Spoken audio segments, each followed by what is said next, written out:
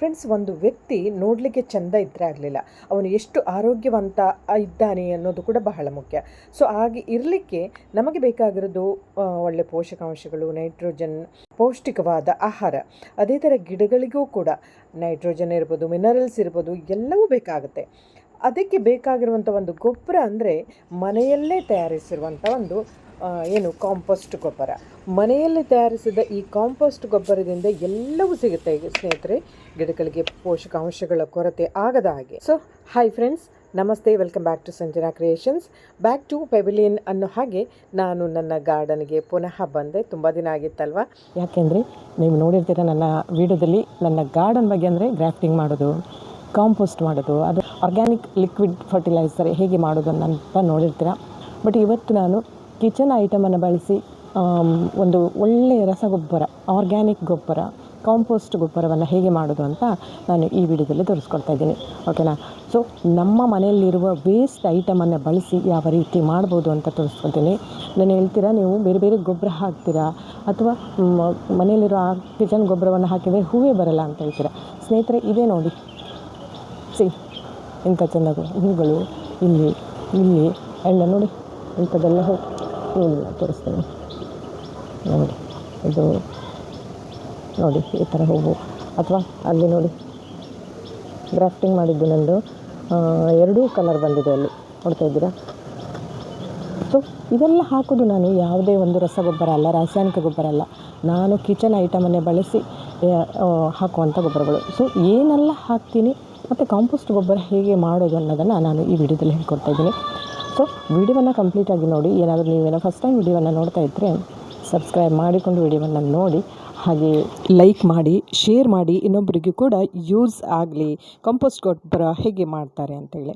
So ವಿಡಿಯೋವನ್ನು start ಮಾಡೋಣ. ಅದಕ್ಕೂ ಮೊದಲು ನೀವು ಬೆಲ್ ಐಕಾನನ್ನು ಪ್ರೆಸ್ ಮಾಡಿದ್ರೆ ನಾ ಹಾಕೋ ನೆಕ್ಸ್ಟ್ ವಿಡಿಯೋ ಕೂಡ ನಿಮಗೆ ಬಂದಿರುತ್ತೆ. ನೋಡಿ, ಈ ಇದೇ ಗೊಬ್ಬರ ಹಾಕಿದ್ದು ನಾನು ಮಾಡಿರೋ ಗೊಬ್ಬರಗಳು ನಿಮಗೆ ಹತ್ತಿರದಿಂದ ತೋರಿಸ್ತೇನೆ. ಮತ್ತು ಮೊಗ್ಗುಗಳು ನೋಡಿ ಎಷ್ಟು ಬಂದಿದೆ ಅಂತ, ಎಲೆ ಚಿಗುರು ಬರುವ ಜಾಗದಲ್ಲಿ ಕೂಡ ಬಂದಿದೆ, ಎಷ್ಟು ಬಂದಿದೆ ನೋಡಿ.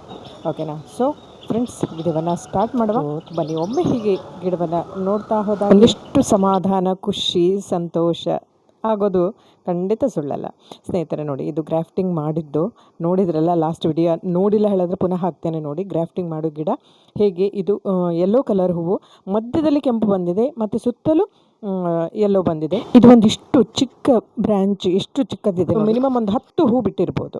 ಓಕೆನಾ? 10 ಹೂ ಬಿಟ್ಟಿರ್ಬೋದು ನೋಡಿ. ಇದು ಒಂದು ಗಿಡದಲ್ಲಿ ಸ್ನೇಹಿತರೆ, ನಾನು ಯಾವಾಗಲೂ ಹೇಳ್ತಾ ಇದ್ದೆ, ಗಿಡಕ್ಕೆ ಬಿಸಿಲು, ನೀರು, ಗೊಬ್ಬರ ಮತ್ತು ಮೇಯ್ನಾಗಿ ಅದಕ್ಕೆ ಬಿಸಿಲು ಬೇಕೇ ಬೇಕು ಅಂತ ಹೇಳ್ತಾ ಇರ್ತೀನಲ್ಲ. ಇದು ನೋಡಿ, ಇಲ್ಲೇ ಇದೆ ಸ್ವಲ್ಪ ನೆರಳು ಕೂಡ. ಯಾಕೆ ನೆರಳು ಅಂದರೆ, ಇಲ್ಲಿ ಒಂದು ಬಿಲ್ಡಿಂಗ್ ಆಗೋಯ್ತು ನಮಗೆ. ಬಿಲ್ಡಿಂಗ್ ಆದ್ದರಿಂದ ಸೂರ್ಯನ ಬೆಳಕು, ಕಿರಣಗಳು ಬೀಳ್ತಾ ಇಲ್ಲ. ಹಾಗಾಗಿ ಇದು ಗಿಡದ ತುಂಬ ಇಷ್ಟು ಹೂ ಬರ್ತಿತ್ತು ನೋಡಿ, ಇಷ್ಟು ಹೂ ಬರ್ತಿತ್ತು. ಒಂದು 11-12 ಹೂ ಬಿಟ್ಟಿದ್ದು ಕೂಡ 10-11 ಹೂ ಬಿಟ್ಟಿದ್ದು ಇವತ್ತು 1-2 ಹೂ ಬಿಡ್ತಾ ಇದೆ. ಸೊ ಅದಕ್ಕೆ ಪ್ಲೇಸ್ ಚೇಂಜ್ ಮಾಡ್ತೀನಿ, ಅದನ್ನು ಮುಂದೆ ತೋರಿಸ್ತೀನಿ. ಸೊ ಈಗ ಕಾಂಪೋಸ್ಟ್ ಗೊಬ್ಬರ ಹೇಗೆ ಮಾಡೋದು ಅಂತ ನೋಡೋಣ ಬನ್ನಿ. ಕೈಗೆ ಒಂದು ಗ್ಲೌಸ್ ಹಾಕ್ಕೊಳ್ಳಿ. ಯಾವುದಕ್ಕೂ ಲೆಫ್ಟ್ ಹ್ಯಾಂಡಿಗೆ ಬೇಕಂತ ಇಲ್ಲ, ಯಾಕೆಂದರೆ ಸ್ವಲ್ಪ ಆಚೆ ಮುಟ್ಟಬೇಕಾಗತ್ತಲ್ಲ. ಬೇಕಾದರೆ ಹಾಕೋಬೋದು. ಇಲ್ಲಿ ಈಗ ನೋಡಿ, ನಾನು ಇದಕ್ಕೆ ಹಾಕ್ತಾ ಇರೋದು ದೇವರ ಪ್ರಸಾದ, ಅಂದರೆ ಕೆರೆಯ ನೀರನ್ನು ಕೆರೆಗೆ ಚೆಲ್ಲಿ ಅನ್ನೋ ಹಾಗೆ ನಿನ್ನೆ ಆಗಿದ್ದ ಹೂಗಳು ಇವತ್ತು ದೇವರ ಮುಡಿಯಿಂದ ಈಗ ಬಂತಲ್ಲ, ಅದನ್ನು ಕೂಡ ಈರುಳ್ಳಿ ಸಿಪ್ಪೆ ಎಲ್ಲವನ್ನು ಹಾಕ್ತಾ ಇದ್ದೇನೆ. ಹಿಂದೆ ನಾನು ಮಾಡಿರುವಂಥದ್ದು ಸ್ವಲ್ಪ ಗೊಬ್ಬರ ಉಳಿದಿತ್ತು. ಈಗ ಅದನ್ನು ನಿಮಗೆ ಒಮ್ಮೆ ತೋರಿಸಿ ಮತ್ತೆ ಹೇಗೆ ಮಾಡೋದು ಅಂತ ತೋರಿಸ್ತೀನಿ ನೋಡಿ. ನಾವು ಮಾಡಿರುವಂಥ ಇದೇ ಗೊಬ್ಬರ, ಮಾಮೂಲಿ ಈ ಗೊಬ್ಬರಕ್ಕೂ ಹೊರಗಡೆಯಿಂದ ತಂದ ಏನಿರ್ತದಲ್ಲ, ಮಾರ್ಕೆಟಿಂದ ತಂದ ಗೊಬ್ಬರಕ್ಕೂ ಕಲರ್ ಅಂತೂ ಏನೇನು ವ್ಯತ್ಯಾಸ ಇಲ್ಲ ನಿಮಗೆ. ಅದನ್ನು ಕೂಡ ಇಲ್ಲಿ ನೋಡಿ ತೋರಿಸ್ತಾ ಇದ್ದೀನಿ. ನಾನು ಒಂದು ಫ್ಲವರ್ ಶೋಗೆ ಹೋಗಿದ್ದೆ ನಮ್ಮ ಊರಲ್ಲಿ, ಕದ್ರಿಲಿ. ಸೊ ಅಲ್ಲಿ ಒಂದು ಆರ್ಗ್ಯಾನಿಕ್ ಗೊಬ್ಬರ ಹೇಳಿ ತೊಗೊಬಂದಿದೆ. ಇಷ್ಟು ಚಿಕ್ಕ ಪ್ಯಾಕ್ 1 kg ತಂದಿದ್ದೆ, ನೋಡುವ ಅಂತೇಳಿ. ಸೊ ನೋಡಿ, ಅದಕ್ಕೂ ಇದಕ್ಕೂ ಏನು ವ್ಯತ್ಯಾಸವೇ ಇಲ್ಲ, ನೋಡ್ಲಿಕ್ಕಂತೂ ಹಾಗೆ ಇದೆ. ಬಟ್ ನಾನಂತೂ ಯೂಸ್ ಮಾಡೋದು ನಾನು ಮಾಡಿರೋ ಕಾಂಪೋಸ್ಟ್ ಗೊಬ್ಬರವನ್ನು ಮಾತ್ರ. ಹೊರಗಡೆ ತರೋದಿಲ್ಲ ಅಂತಿಲ್ಲ, ಬಟ್ ತುಂಬ ಕಡೆ 90% ನಾನು ಮಾಡೋದು. ಸ್ನೇಹಿತರಿಗೆ ಒಂದು ಟಬ್ ತೊಗೊಂಡಿದ್ದೇನೆ, ಕೆಳಗಡೆ ಹೋಲ್ ಮಾಡ್ಕೊಂಡಿದ್ದೇನೆ. ಯಾಕೆ ಸ್ವಲ್ಪ ಲಿಕ್ವಿಡ್ ಆದರೆ ಅದು ಹರಿದು ಹೋಗಲಿಕ್ಕೆ ಅಂತೇಳಿ. ಫಸ್ಟಿಗೆ ನಾನು ಒಂದು ಪೇಪರ್ ಹಾಕ್ಕೊಂಡೆ. ಪೇಪರ್ ತುಂಡು ಮಾಡಿ ಕೂಡ ಹಾಕ್ಬೋದು, ಅಥವಾ ಫುಲ್ ಒಂದು ಅದು ತಕ್ಕ ಹಾಗೆ ಹಾಕ್ಬೋದು. ಈಗ ಅದರ ಮೇಲೆ ನಾನು ಹಸಿರು ಎಲೆಗಳನ್ನು, ಯಾವುದೇ ಕೂಡ ಹಸಿರು ಎಲೆಗಳನ್ನು, ನೀವು ದಾಸವಾಳ ಗಿಡನ ಇದ್ದರೆ ಅದರದ್ದೇ ಎಲೆಗಳನ್ನು ಕೂಡ ಹಾಕ್ಬೋದು, ಅಥವಾ ತರಗೆಲೆಗಳನ್ನು ಕೂಡ ಹಾಕ್ಬೋದು. ನೋಡಿ, ಸೈಡ್ ಇರ್ತದಲ್ಲ ಒಣ ಎಲೆಗಳನ್ನು ಅದನ್ನು ಕೂಡ ಬೇಸಿಗೆ ಕೆಳಕ್ಕೆ ಹಾಕುವಂಥದ್ದು. ನೋಡಿ, ನಾನು ಇದನ್ನು ಕೂಡ ಹಾಕಿದೆ. ಕಡ್ಡಿ ಪಡ್ಡಿ ಇದ್ದರೆ ತೆಗೆದುಬಿಡಿ, ಎಲೆಗಳನ್ನು ಮಾತ್ರ ಹಾಕಿ. ಸ್ವಲ್ಪ ದೊಡ್ಡದಿದ್ದರೆ ನೋಡಿ, ಇದು ಬಾಳೆ ಹೂವಿಂದು ಏನು ಹೇಳ್ತೀರೋ, ಬಾಳೆ ಕುಂಡದಿರ್ತದಲ್ಲ, ಅದನ್ನು ಕೂಡ ಸ್ವಲ್ಪ ಕಟ್ ಮಾಡಿ ಹಾಕಿದರೆ ಬೇಗ ಆಗತ್ತೆ ಅಂತ. ಓಕೆನಾ. ಈ ಮತ್ತೇನು ಕೇಳಿದ್ರೆ, ಇದರಲ್ಲಿ ಕರಗುವಂಥದ್ದು ಎಲ್ಲವನ್ನು ಹಾಕಬೇಕು. ಏನೆಲ್ಲ ಕರಗ್ತದಲ್ಲ ಎಲ್ಲ ಪ್ಲಾಸ್ಟಿಕ್ಕನ್ನು ಬಿಟ್ಟು ಬಾಕಿ ಎಲ್ಲವೂ ಹಾಕಬೇಕು. ಈಗ ನಾನು ಆಲ್ರೆಡಿ ಆಗಿರುವಂಥ ಗೊಬ್ಬರ ಇತ್ತಲ್ಲ, ಅದನ್ನು ಸ್ವಲ್ಪ ಹಾಕ್ತಾಯಿದ್ದೆ. ಡಬ್ಬಿನ ಸುಮಾರು ಅರ್ಧದಷ್ಟು ಕಿಚನ್ ವೇಸ್ಟ್ ಹಾಕಿದ ಮೇಲೆ ಒಂದು ಸ್ವಲ್ಪ ಆಲ್ರೆಡಿ ಆಗಿರುವಂಥ ಗೊಬ್ಬರವನ್ನು ಹಾಕ್ತಾಯಿದ್ದೀನಿ. ಅಂದರೆ ಇದು ಬೇಗ ಆಗುತ್ತೆ ಅಂತ. ಏನಿಲ್ಲ ಅಂದರೂ ಮಿನಿಮಮ್ ಒಂದು 3 ಮಂತ್ಸ್ ಬೇಕಾಗುತ್ತೆ, 3 to 4 ಮಂತ್ಸ್. ಅಂದರೆ ಫುಲ್ ಆದಮೇಲೆ ಪುನಃ ಅದು ತಗ್ಗತ್ತೆ. ನೋಡಿ, ಇದು ಸೇವಂತಿಗೆ ಹೂವು ಎಲ್ಲವೂ ಹಾಕ್ತಾಯಿದ್ದೀನಿ, ಹಣ್ಣಿನ ಸಿಪ್ಪೆ ಪ್ರತಿಯೊಂದು ಹಾಕ್ತಾಯಿದ್ದೀನಿ. ಮತ್ತು ಲಾಸ್ಟ್ ವಿಡಿಯೋ ಎಂಡಲ್ಲಿ ನೋಡಿ, ನಾನೊಂದು ಬೇರೆ ಒಂದು ವಿಶೇಷ, ಅದು ಸರಿಯಾಗಿ ಫರ್ಟಿಲೈಸರ್ ಆಗಲಿಕ್ಕೆ ನಾನು ಬೇರೆ ಒಂದು ಐಟಮ್ ಹಾಕ್ತಾಯಿದ್ದೀನಿ. ಅದನ್ನು ಮರಿಬಾರ್ದು, ನೀವು ಅದನ್ನು ನೋಡಲೇಬೇಕು, ವಿಡಿಯೋ ಎಂಡ್ವರೆಗೂ ನೋಡಿ ಅಂತ ನಾನು ಹೇಳೋದು ಅದಕ್ಕೇ.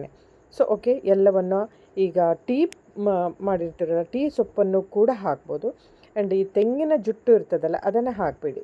ತೆಂಗಿನ ಜುಟ್ಟು ಡೈರೆಕ್ಟ್ ಪಾಟ್ ಹೂವಿನ ಗಿಡ ನೆಡುವಾಗ ಚಟ್ಟಿಯಲ್ಲಿ ಹಾಕಬೇಕು. ಸೊ ಯಾವುದೇ ಒಂದು ಹಣ್ಣಿದ್ರೂ ಅದನ್ನು ಕೂಡ ಸಿಪ್ಪೆಯನ್ನು ಕಟ್ ಮಾಡ್ಬೋದು. ಬೀಸೋ ಅಗತ್ಯ ಏನಿಲ್ಲ, ಆಲ್ರೆಡಿ ಅದು ಕರಗತ್ತೆ. ನೋಡಿ, ಈಗ ಆಲ್ರೆಡಿ ನಾನು ಒಂದು 3 ಥರದಲ್ಲಿ ನಿಮಗೆ ತೋರಿಸ್ತಾ ಇದ್ದೀನಿ. ಈಗ ಆಗಿರೋ ಗೊಬ್ಬರ ಆಲ್ರೆಡಿ ಆಗಿದೆ. ಇದು ಫುಲ್ ಆದಮೇಲೆ ಸ್ವಲ್ಪ ಬಿಸಿಲಲ್ಲಿ ಇಟ್ಟರೆ ಓಕೆ, ಇಡಲೇಬೇಕು ಅಂತೇನಿಲ್ಲ. ಅದನ್ನಂದರೆ ನೀರಿದ್ದರೆ ಸ್ವಲ್ಪ ಡ್ರೈ ಆಗುತ್ತೆ ಅಂತ. ಸೊ ಓಕೆನಾ. ನೋಡಿ, ಈಗ ನಾನು ಇದು ಆಲ್ರೆಡಿ ಫುಲ್ ಕಂಪ್ಲೀಟ್ ಆಗಿದೆ. ಈಗ ಹೊಸದಾಗಿ ಈ ಕಡೆದ್ದು ಮಾಡ್ತಾ ಇರೋದು.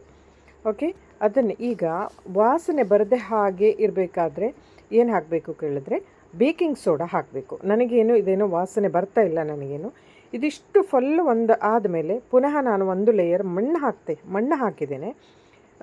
ಮಣ್ಣು ಹಾಕಿದ ಮೇಲೆ ಪುನಃ ಹಸಿರು ಎಲೆಗಳನ್ನು ಹಾಕಿದೆ.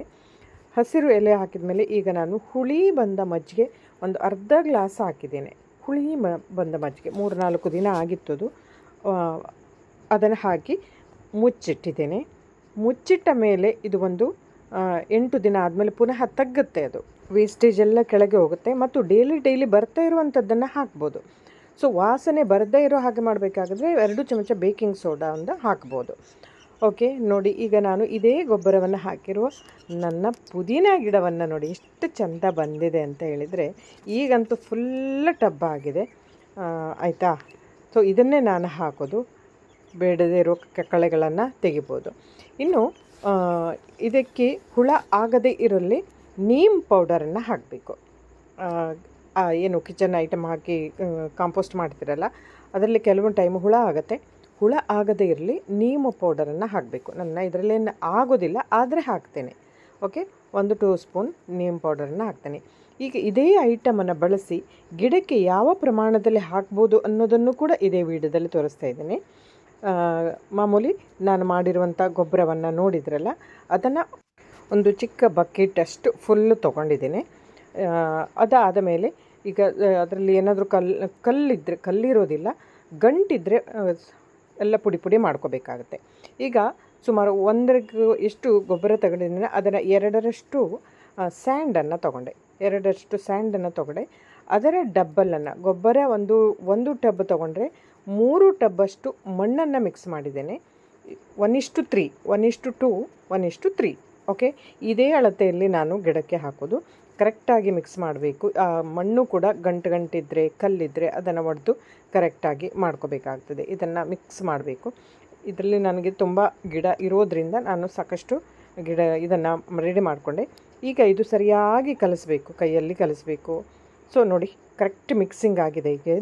ಈಗ ಗಿಡದ ಅಳತೆ ನೋಡಿ ಹಾಕಬೇಕಾಗತ್ತೆ. ಅಂದರೆ ದೊಡ್ಡ ಗಿಡಕ್ಕಾದರೆ ಫುಲ್ ಒಂದು ಮರದ ತೊಗೊಂಡಿದ್ದೀನ ಅಷ್ಟು ಬೇಕು. ಆದರೆ ಚಿಕ್ಕ ಗಿಡ ಆದರೆ ಅದರಲ್ಲಿ ಅರ್ಧದಷ್ಟು ಸಾಕು. ಗಿಡದ ಅಳತೆ ನೋಡಿ ಹಾಕಿ. ಓಕೆ, ಇದೆಲ್ಲ ಯಾವತ್ತೂ ಗಿಡದ ಬುಡಕ್ಕೆ ಮಣ್ಣು ಗೊಬ್ಬರ ಮಿಕ್ಸ್ ಮಾಡುವಾಗ ಬುಡವನ್ನು ಸ್ವಲ್ಪ ಲೂಸ್ ಮಾಡ್ಕೋಬೇಕು. ಇದನ್ನು ನಾನು ಯಾವಾಗಲೂ ನನ್ನ ವಿಡಿಯೋದಲ್ಲಿ ಹೇಳ್ತಾ ಇರ್ತೀನಿ. ಮೇಲಿಂದ ಮೇಲೆ ಹಾಕ್ತಾ ಹೋದರೆ ಗಿಡದ ರೂಟಿಗೆ ರೀಚ್ ಆಗೋದಿಲ್ಲ. ಸೊ ಹಾಗಾಗಿ ಗಿಡವನ್ನು ಎಷ್ಟು ಕೇರ್ ಮಾಡಬೇಕು ಅಂದರೆ ನಮ್ಮನ್ನಷ್ಟೇ. ಸುಮ್ಮನೆ ಮೇಲಿಂದ ಮೇಲೆ ಹಾಕ್ತಾ ಹೋದರೆ ಅದು ಗಿಡದ ರೂಟಿಗೆ ಸಿಗೋದಿಲ್ಲ. ಸೊ ಸೊ ಪ್ರತಿಯೊಂದು ಗಿಡಕ್ಕೆ ಹಾಕುವಾಗ ಕೂಡ ಬುಡವನ್ನು ಸ್ವಲ್ಪ ಲೂಸ್ ಮಾಡ್ಕೊಂಡು ಅದ್ರ ಮೇಲೆ ಹಾಕ್ಬೋದು. ಓಕೆ, ಸೊ ಫ್ರೆಂಡ್ಸ್, ಈಗ ಕಾಂಪೋಸ್ಟ್ ಗೊಬ್ಬರ ವಾಸನೆ ಬರದೇ ಇರಬೇಕಾದ್ರೆ ಬೇಕಿಂಗ್ ಸೋಡಾ ಹೇಳಿದೆ, ಹುಳ ಆಗದೇ ಇರಲು ನೀಮ್ ಪೌಡರ್ ಹೇಳಿದೆ. ಹಾಗೆ ಇದನ್ನು ಸಾಧ್ಯವಾದಷ್ಟು ಮನೆಯಿಂದ ಹೊರಗೆ ತುಂಬ ಬಿಸಿಲಿನಲ್ಲಿಡಬೇಡಿ, ನೆರಳಲ್ಲಿಟ್ಟರೆ ಸಾಕು. ತುಂಬ ಬಿಸಿಲಲ್ಲೇನು ಇಡಬೇಕು ಅಂತಿಲ್ಲ. ಓಕೆ, ಸೊ ಗಿಡದ ಅಳತೆಗೆ ನೋಡಿ ಹಾಕಿದ ಮೇಲೆ ಈಗ ನೋಡಿ ನಿಮ್ಗೆ ಅನ್ಕೋಬೋದು ಡೈರೆಕ್ಟಾಗಿ ಹಾಕಿದರೆ ಏನಾಗುತ್ತೆ ಅಂತ. ನೋಡಿ, ಡೈರೆಕ್ಟಾಗಿ ನನ್ನ ಮಗ ಎಲ್ಲ ದೇವರ ಹೂಗಳನ್ನು ಪ್ರಸಾದ ಹಾಕ್ತಿದ್ದ, ಇದೇ ಥರ ಆಗುತ್ತೆ, ಹಳದಿಯಾಗಿ ಬೀಳುತ್ತೆ, ಅಥವಾ ಹೂವು ಅಷ್ಟು ದೊಡ್ಡದಾಗಿ ಆಗೋದೇ ಇಲ್ಲ, ಇಷ್ಟು ಚಿಕ್ಕದಾಗುತ್ತೆ, ಹೀಗೆಲ್ಲ ಆಗುತ್ತೆ. ನೋಡಿ, ಮನುಷ್ಯರಿಗೆ ಅಷ್ಟೇ, ಬರೀ ಮೇಲಿಂದ ಮೇಲೆ ಅಕ್ಕಿ ಬೇಳೆ ತಿನ್ನಲಿಕ್ಕಾಗತ್ತಾ? ಅದನ್ನು ಅನ್ನ ಮಾಡಿಯೇ ತಿನ್ನಬೇಕಲ್ವಾ? ಅದೇ ಥರ ಗಿಡಗಳಿಗೂ ಅವುಗಳಿಗೂ ಜೀವ ಇದೆ, ಹೇಗೆ ಕೊಡಬೇಕು ಹಾಗೆ ಕೊಡಬೇಕು. ಸಪೋಸ್ ಈಗ ಹಾಕಿಬಿಟ್ರು ಮೇಲಿಂದ ಮೇಲೆ ಹೂಗಳನ್ನು ಇದನ್ನು ತಂದು ಹಾಕಿದರೆ ಏನು ಮಾಡಬೇಕಂದ್ರೆ ಅದೇ ಥರ ಒಂದು ಲೇಯರ್ ಫುಲ್ ಮಣ್ಣು ಹಾಕಿಬಿಡಬೇಕು. ಮಣ್ಣು ಮಾತ್ರ ಹಾಕಿ, ಇಲ್ಲಿ ಬೇರೆ ಏನು ಗೊಬ್ಬರ ಬೇಡ, ಮಣ್ಣು ಫುಲ್ಲು ಒಂದು ಲೇಯರ್ ಮುಚ್ಚೋಷ್ಟು ಮಣ್ಣು ಹಾಕಿ ನೀರು ಹಾಕಿ, ಈಗ ಆಟೋಮೆಟಿಕ್ಕಾಗಿ ಅದು ಗೊಬ್ಬರ ಆಗಿ ಕನ್ವರ್ಟ್ ಆಗ್ತಾ ಇರುತ್ತೆ. ಆದರೆ 100% ಕಾಂಪೋಸ್ಟ್ ಮಾಡಿ ಗೊಬ್ಬರ ಮಾಡಿ ಹಾಕೋದಷ್ಟು ಆಗೋದಿಲ್ಲ, ಬಟ್ ಓಕೆ. ನೋಡಿ, ಈಗ ನಾನು ಏನು ಅಂದರೆ ಬಾಳೆಹಣ್ಣು ಸಿಪ್ಪೆ ಇರ್ತದಲ್ಲ, ಇದು ಬಹಳ ಚೆನ್ನಾಗಿ ಫರ್ಟಿಲೈಸರ್ ಆಗುತ್ತೆ ಸ್ನೇಹಿತರೆ. ಇದು ಬಾಳೆಹಣ್ಣು ಸಿಪ್ಪೆ ಇರ್ಬೋದು, ಅಥವಾ ಈ ವಾಟರ್ ಮೆಲನ್ ಸಿಪ್ಪೆ, ಇದಂತೂ ಬಹಳ ಚೆನ್ನಾಗಿ ಗೊಬ್ಬರ ಆಗುತ್ತೆ. ಇದು ಮೇಲಿನೆಲ್ಲ ತಿಂದ ಆದಮೇಲೆ ಏನು ಮಾಡ್ತೀರಾ ಹೇಳಿ, ಇದನ್ನು ಸಣ್ಣಕ್ಕೆ ಕಟ್ ಮಾಡಬೇಕು ಸ್ನೇಹಿತರೆ. ಇದನ್ನು ಸಣ್ಣಕ್ಕೆ ಕಟ್ ಮಾಡಿ, ಕೆಲವರು ಇದನ್ನು ರುಬ್ಬಿ ಕೂಡ ಹಾಕ್ತಾರೆ. ರುಬ್ಬಿ ಹಾಕಿದರೂ ಓಕೆ, ಅಂದರೆ ರುಬ್ಬಿ ಹಾಕೋದು ಯಾಕೆ ಕೇಳಿದ್ರೆ ಬೇಗ ಆಗುತ್ತೆ ಅಂತ ಅಷ್ಟೇ. ಈ ಥರ ಚಿಕ್ಕ ಚಿಕ್ಕದು ಮಾಡಿ ಹಾಕ್ಬೋದು, ದೊಡ್ಡ ದೊಡ್ಡ ಮಾಡಿ ಹಾಕಬೇಡಿ, ತುಂಬ ಲೇಟ್ ಆಗುತ್ತೆ ಗೊಬ್ಬರ ಹಾಕೋದು. ಸೊ ಇದೊಂದು ಒಂದು ಗೊಬ್ಬರ ಆಗಲಿಕ್ಕೆ 3 to 4 months ಬೇಕೇ ಬೇಕು. ಮಳೆಗಾಲದಲ್ಲಿ ಕೂಡ ಒಂದು 4 months ಬೇಕೇ ಬೇಕು. ಮತ್ತು ಈ ಥರ ಹರವೆ ಸೊಪ್ಪಿನ ದಂಟು ಬೇರಿರ್ತದಲ್ಲ, ಇದು ಕೂಡ ಸ್ವಲ್ಪ ಚಿಕ್ಕದಾಗಿ ಕಟ್ ಮಾಡಿ ಹಾಕಿ. ದೊಡ್ಡದಾದರೆ ಕರಗೋದಿಲ್ಲ ಅಂತ, ಮತ್ತು ಕರೆಕ್ಟಾದ ಗೊಬ್ಬರ ಆಗೋದಿಲ್ಲ ಅಂತ. ಸೊ ಈಗ ನಾವು ಆ ದಿವಸ 8 ದಿನ ಆಯಿತು. 8 ದಿನ ಆದಮೇಲೆ ಪುನಃ ಎಲೆ ಹಾಕಿದ್ದೀನಲ್ಲ ಮೇಲಿಂದ. ಸೊ ಈಗ ಉಳಿದಿದ್ದನ್ನು ಎಲ್ಲ ವೇಸ್ಟ್ ಐಟಮನ್ನು ಹಾಕ್ತಾಯಿದ್ದೀನಿ. ಪುನಃ ದೇವರದ್ದು ಹೂವು ಈಗ ಕಟ್ ಮಾಡಿರುವಂಥದ್ದು ಎಲ್ಲವನ್ನು ಹಾಕಿದ ಮೇಲೆ ಮೇನಾಗಿ ಒಂದು ಐಟಮನ್ನೆಲ್ಲ ಹಾಕಬೇಕು. ಅದನ್ನು ಮುಂದೆ ಹೇಳ್ತೀನಿ ನೋಡಿ. ಸೊ ಈಗ ಒಂದು ಕಾಂಪೋಸ್ಟ್ ಯಾವುದೇ ರೀತಿಯ ವಾಸನೆ ಇರೋದಿಲ್ಲ. ಸಪೋಸ್ ವಾಸನೆ ಬಂದರೆ ಏನು ಹಾಕಬೇಕು, ನೀಮ್ ಪೌಡರನ್ನು 2 ಚಮಚ ಹಾಕಬೇಕು ಸ್ನೇಹಿತರೆ. ಈ ಥರ ಬಾಳೆಯನ್ನು ಹಾಕೋದಿದ್ದರೆ ಕಟ್ ಮಾಡಿ ಹಾಕಿ, ಫುಲ್ ಹಾಕಬೇಡಿ, ಓಕೆನಾ. ಇದಾದಮೇಲೆ ನಾನು ನೋಡಿ, ಇದು ಹುಳಿ ಮೊಸರು ಹಾಕ್ತಾಯಿದ್ದೀನಿ. 3 ದಿನದ ಹಿಂದಿನ ಮೊಸರು ಮೇಲಿನಿಂದ ಒಂದು ರೌಂಡ್ ಹೀಗೆ ಲೈಟಾಗಿ ಹಾಕ್ತಾ ಬನ್ನಿ. ಫುಲ್ ತುಂಬ ಲಿಕ್ವಿಡ್ಡಾಗಿ, ಅಂದರೆ ನೀರಾಗಿ ಹಾಕೋದು ಬೇಡ, ಹುಳಿ ಮೊಸರು ನೆನಪಿಟ್ಕೊಳ್ಳಿ. ಹುಳಿ ಮೊಸರು ಆದಮೇಲೆ ಈಗ ಯಾವುದೇ ರೀತಿ ಎಲೆಗಳನ್ನು ಪುನಃ ಮೇಲಿಂದ ಹಾಕ್ಬೋದು. ಇಲ್ಲದಿದ್ದರೆ ಪುನಃ ಡೈಲಿ ಬರುವಂಥ ವೇಸ್ಟೇಜನ್ನು ಹಾಕಿ ಮುಚ್ಚಿಯೇ ಇಡಬೇಕು. ಯಾವುದೇ ಕಾರಣಕ್ಕೂ ತೆಗಿಲಿಕ್ಕೆ ಹೋಗಬೇಡಿ. ಪುನಃ ತೆಗೆಯೋದು ದಿನಕ್ಕೆ 1 ಸಲ, ಏನು ವೇಸ್ಟೇಜ್ ಇರ್ತದಲ್ಲ ಅದನ್ನು ತೆಗೆದು ಇದು ಮಾಡಬೇಕು. ಮತ್ತು 1 ಸಲ ಫುಲ್ ಆದಮೇಲೆ ಮೇಲಿನಿಂದ ಕೆಳಗೆ ಮಾಡಬೇಕು, ಅಥವಾ ಮತ್ತೊಂದು ಟಬ್ ತಂದು ಫುಲ್ಲು ಉಲ್ಟ ಮಾಡಬೇಕು. ಕೆಳಗಿರೋದು ಮೇಲೆ ಹೋಗುತ್ತೆ, ಮೇಲಿರೋದು ಕೆಳಗೆ ಬರುತ್ತೆ. ಆವಾಗ ಇನ್ನೂ ಚಂದದಲ್ಲಿ ಫರ್ಟಿಲೈಸರ್ ಅಂದರೆ ಕಾಂಪೋಸ್ಟ್ ಗೊಬ್ಬರ ಆಗುತ್ತೆ ಸ್ನೇಹಿತರೆ. ಇದು ಆಲ್ರೆಡಿ ಆಗಿರುವಂಥ ಇದು ಗೊಬ್ಬರ ನೋಡಿ. ಇದು ಸ್ವಲ್ಪ ನೀರಿದ್ದರೆ ಬಿಸಿಲಲ್ಲಿ ಒಣಗಿಸಿಬಿಡಿ. ಇನ್ನೂ ಗಂಟಿದ್ದರೆ ಸಾಣಿಸ್ಬೋದು, ಸಾಣಿಸೋ ಅವಶ್ಯಕತೆ ಇಲ್ಲ. ಸೊ ಮಣ್ಣು ಮರಳು ಮಿಕ್ಸ್ ಮಾಡಿದರೆ ಕರೆಕ್ಟಾಗಿ ಮಿಕ್ಸ್ ಆಗುತ್ತೆ. ಒಂದು ಸ್ವಲ್ಪ ಬಿಸಿಲಿನಲ್ಲಿಟ್ಟರೆ ಇನ್ನೂ ಚೆಂದಾಗಿ ಆಗುತ್ತೆ ಸ್ನೇಹಿತರೆ. ನೋಡಿದ್ರಲ್ಲ ಕಾಂಪೋಸ್ಟ್ ಗೊಬ್ಬರ ಹೇಗೆ ಮಾಡೋದು, ಮನೇಲೆ ಕಿಚನ್ ಐಟಮನ್ನು ಬಳಸಿ ಅಂಥೇಳಿ. ಸೊ ಅಷ್ಟು ಮಾಡಿದರೆ ಇಷ್ಟು ಚಂದ ಹೂ ಖಂಡಿತ ಬರುತ್ತದೆ ಸ್ನೇಹಿತರೆ. ನಾನಂತೂ ಯಾವುದೇ ರೀತಿಯ ಹೊರಗಡೆ ಗೊಬ್ಬರ ತರೋದಿಲ್ಲ. ನಾವು ಮಾಡಿರೋ ಈ ಒಂದು ವೇಸ್ಟ್ ಕಿಚನಲ್ಲಿ ಎಲ್ಲ ರೀತಿಯ ಗಿಡಕ್ಕೆ ಬೇಕಾಗಿರುವಂಥ ಮಿನರಲ್ಸು, ಪೋಷಕಾಂಶ, ಪೌಷ್ಟಿಕತೆ, ನೈಟ್ರೋಜನ್ ಎಲ್ಲರೂ ಇರ್ತದೆ. ಸೊ ಇದನ್ನೇ ಹಾಕಿ ಅಂತ ಹೇಳ್ತಾ ಸ್ನೇಹಿತರೆ, ಈ ವಿಡಿಯೋ ನಿಮಗೆ ಇಷ್ಟ ಆಯಿತು ಅಲ್ವಾ? ಹಾಗಾದರೆ ಒಂದು ಲೈಕ್ ಕೊಡಿ, ಶೇರ್ ಮಾಡಿ. ಮುಂದಿನ ವಿಡಿಯೋದಲ್ಲಿ ಮತ್ತೊಂದು ಇನ್ಫಾರ್ಮೇಟಿವ್ ವಿಡಿಯೋದೊಂದಿಗೆ ಬರ್ತೀನಿ. ಅಲ್ಲಿವರೆಗೂ ಒಂದಿನಂತೆ ಹ್ಯಾಪಿಯಾಗಿರಿ ಆ್ಯಂಡ್ ಹೆಲ್ದಿ ಆಗಿರಿ, ಹೂವಿನಂತೆ. ಬಾಯ್.